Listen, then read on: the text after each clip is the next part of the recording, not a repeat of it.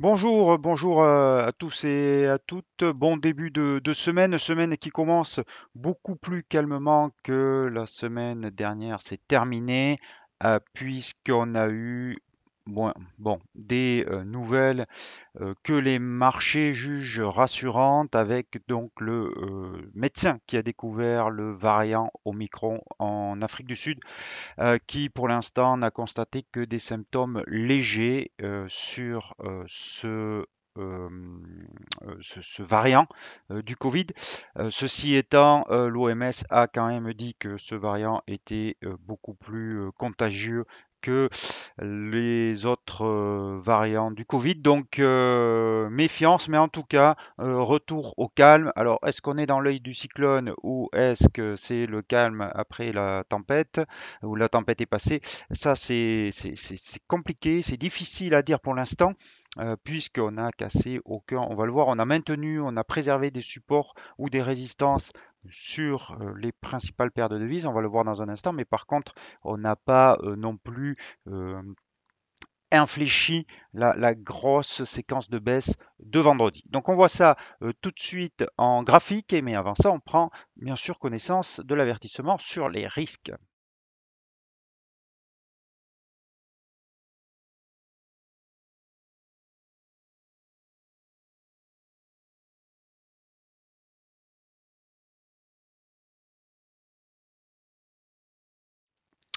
Voilà, donc à l'écran, vous pouvez voir comme d'habitude l'indice dollar qui, vous le voyez, s'est stabilisé. Alors la petite bougie d'hier, c'est la séquence de 2 heures de la session de dimanche, donc il ne faut pas trop en tenir compte, mais vous voyez que on est complètement stable sur l'indice dollar et donc on, on- on est dans une phase un petit peu d'attente de ce qui va se passer. Sur l'euro dollar que l'on va voir tout de suite, la principale devise, grosse hausse hier avec ce long chandelier haussier qui s'apparente à un Marubozu, mais donc c'est un signal de hausse, mais vous voyez que ce n'est pas confirmé aujourd'hui et qu'on reste sous cette moyenne mobile à 13 périodes qui est descendante.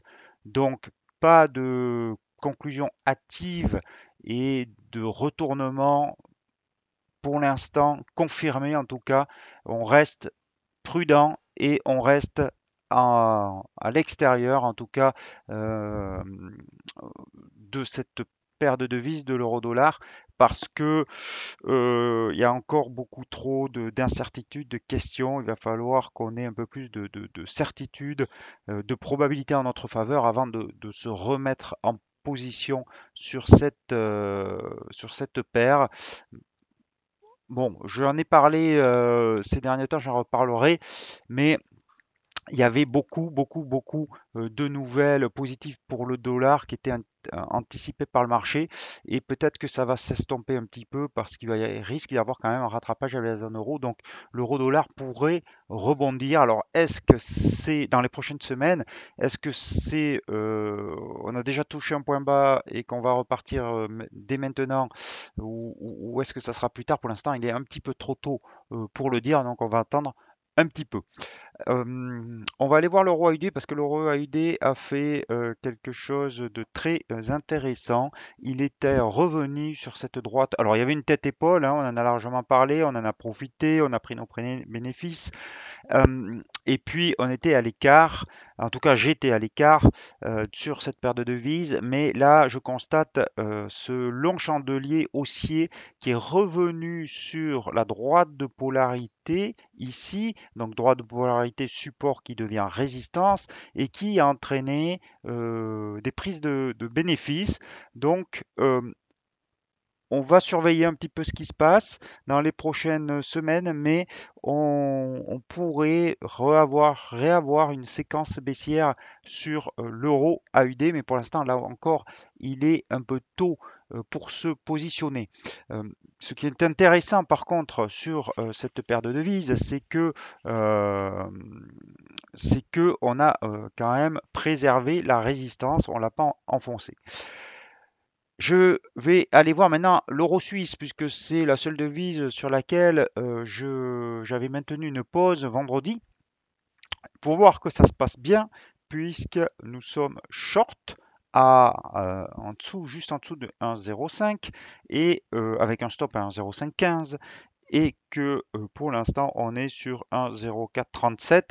C'est logique, l'euro suisse est une valeur refuge, donc elle attire des flux, le franc suisse. Pour l'instant, on reste en position. On a une figure d'hésitation ce matin, mais la séance ne fait que commencer. Il va y avoir, je pense, plus de mouvements cet après-midi avec le retour des Américains qui ont été absents pendant 4 jours puisque c'était Thanksgiving aux États-Unis et même si on a eu une demi-séance vendredi, pas sûr, il n'y avait pas beaucoup d'investisseurs, d'intervenants, d'opérateurs sur le marché vendredi. Donc on va voir quelle va être la réaction après les annonces de l'OMS cet après-midi avec le retour d'un marché normal aux États-Unis.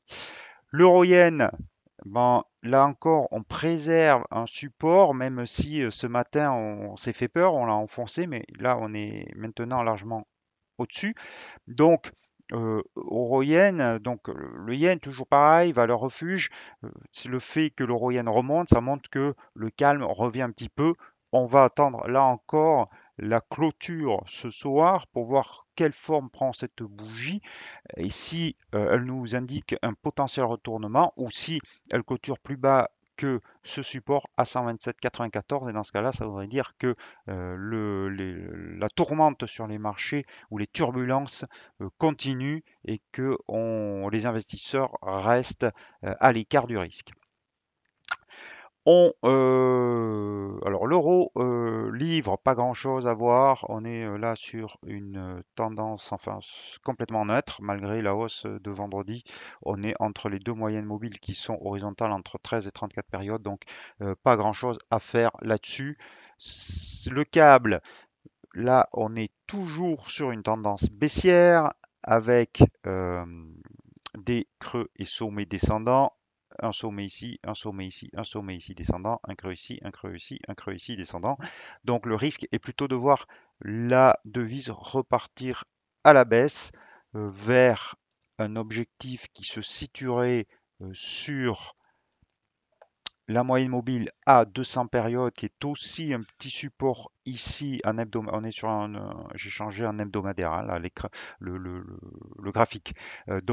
Sur un 31,90 par exemple, on pourrait donc revenir sur un 31,90, mais là encore, on va attendre un petit peu de voir ce qui se passe cet après-midi avant d'éventuellement se positionner sur cette paire de devises, pourquoi pas demain.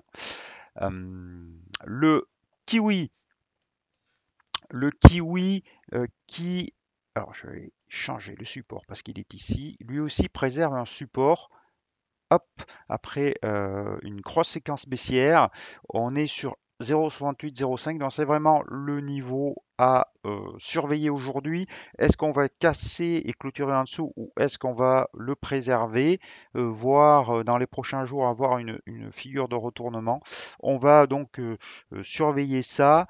Certain que si on avait une figure de retournement, une séquence comme ici sur le kiwi, on pourrait se positionner à la hausse, mais il faut attendre que ce scénario soit confirmé.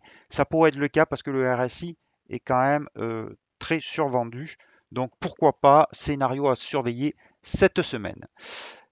Le dollar suisse, on a rejeté allègrement la résistance à 0,9368 et on est sur une moyenne mobile à 34 périodes qui sert de support mais encore une fois, hésitation pour l'instant. Donc, attendre un peu plus d'informations de la part du marché avant de se positionner. C'est un petit peu partout pareil sur toutes les devises et c'est normal avec ce qui s'est passé vendredi. La bonne nouvelle, c'est que quand même on se stabilise.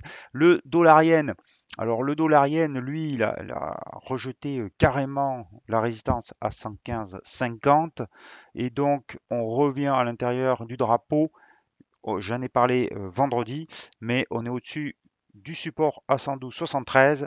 Donc là encore, attendre. Pour l'instant, on a une figure, une bougie qui pourrait, en forme de marteau, qui pourrait éventuellement signaler un retournement haussier, mais bien entendu, encore une fois, il reste toute l'après-midi et la séance euh, américaine avant de savoir quelle forme va prendre ce chandelier. Donc pour l'instant, il est difficilement interprétable. On peut juste dire que on a une stabilisation des cours et qu'on n'a aucune information de la poursuite de la baisse ou d'une reprise haussière. Le Loonie, le dollar contre dollar canadien, euh, on est sur une séquence là qui est haussière, pas de problème, avec moyenne mobile et 13-34 périodes à la hausse. On a une grosse bougie chandelier haussier vendredi que pour l'instant, vous voyez, on considère souvent que sur un Marubozu, alors là, c'est pas tout à fait un Marubozu, il y a une toute petite mèche haute, mais on pourrait l'assimiler. On considère que la moitié de la bougie, c'est-à-dire à peu près là où ça a rebondi ce matin, euh, est un support et que si on passe en dessous de la moitié de la bougie, l'information de hausse, le signal haussier que donne cette bougie est annulé. Donc pour l'instant, on est au-dessus. Donc on peut penser que, euh, en tout cas au-dessus de ce milieu, de la moitié de cette bougie, on privilégiera les trades à la hausse pour, pourquoi pas, aller sur la résistance suivante à 1,2896. Bon, euh, alors vous pouvez le faire d'ores et déjà. Moi, je préfère attendre une confirmation. Donc, vous voyez, c'est très simple. En une heure, le stop, il se place là-dessous. Sous 1,2723. Vous pouvez mettre un stop avec une prise d'achat maintenant. Donc, ça fait 25 pips de risque. C'est très bon en termes de risk-reward pour viser donc la résistance à 1,2896. Euh, bon, c'est un scénario. Attention, il y a quand même un gap ici. C'est le gap de ce matin qui est rare sur les devises, qui va faire office de résistance. Donc personnellement, je préférerais attendre une clôture au-dessus de ce gap baissier pour avoir une confirmation que les acheteurs ont repris les choses en main. Et donc, je ne me positionnerai pas avant, mais ça peut se tenter aussi, sauf qu'on a moins de probabilité de réussite. Voilà, donc vous avez deux possibilités sur cette paire de devises. Vous connaissez ma préférence. Personnellement, j'attendrai, je ne rentrerai pas d'ores et déjà. Alors, on m'a demandé aussi d'analyser le CAD contre le yen. Et on va voir ça tout de suite. Alors, on va se repositionner en une journée.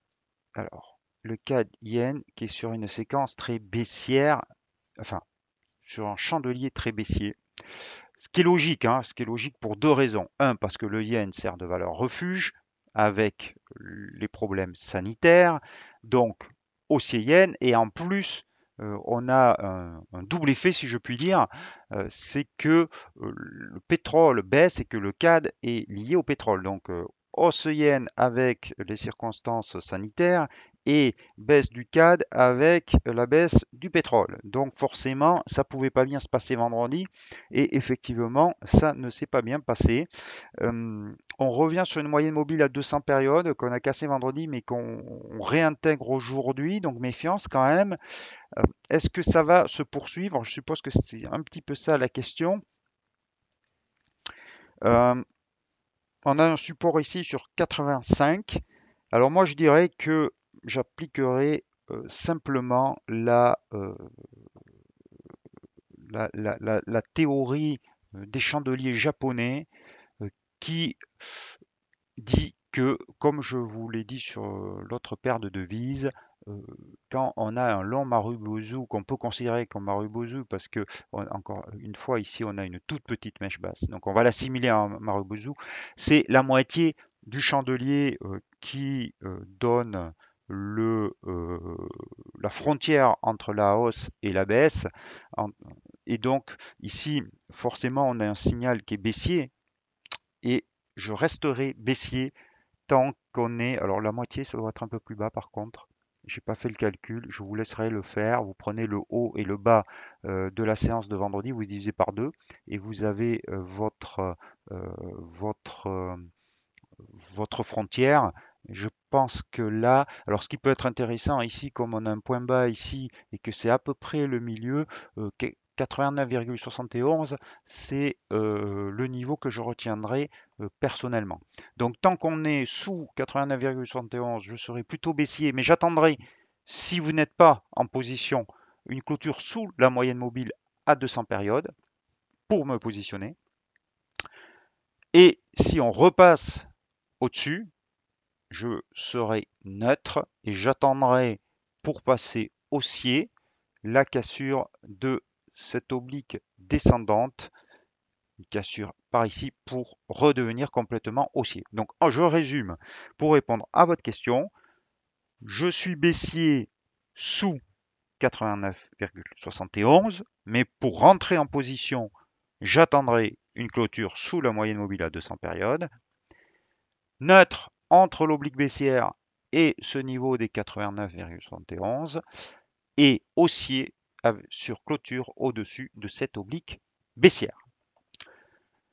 Voilà ce que je pouvais vous dire. Ce que je peux ajouter quand même, c'est qu'on a une semaine qui est très chargée, en plus en indicateurs. Donc, pour l'instant, ils sont mis de côté à cause de l'évolution sanitaire et des craintes liées à Omicron. C'est le nom du variant. Mais il y a quand même ces indicateurs qui sont assez forts. Il y a un discours de Jérôme Powell ce soir et demain soir. Il y a les chiffres du chômage vendredi. Et il y a aussi en parallèle la crise sanitaire. Donc, il peut y avoir beaucoup de volatilité cette semaine parce qu'il y a beaucoup d'éléments qui peuvent interférer et qui vont pas être forcément dans le même sens puisque les indicateurs portent sur le passé, forcément, les discours plutôt sur le présent et les attentes et les évolutions sur la crise sanitaire plutôt sur ce qui pourrait euh, se passer dans le futur. Donc tout ça va interagir et va créer sans doute de la volatilité. Donc toujours pareil, quand on a un marché super volatile ou qui risque de l'être, on réduit un petit peu les positions, on met les stop loss et euh, on n'hésite pas, si les scénarios ne sont pas confirmés, à sortir, quitte à re-rentrer plus tard. Voilà, je vous souhaite à tous et à toutes une très très bonne semaine, de bons trades. N'oubliez pas vos stop loss et à demain.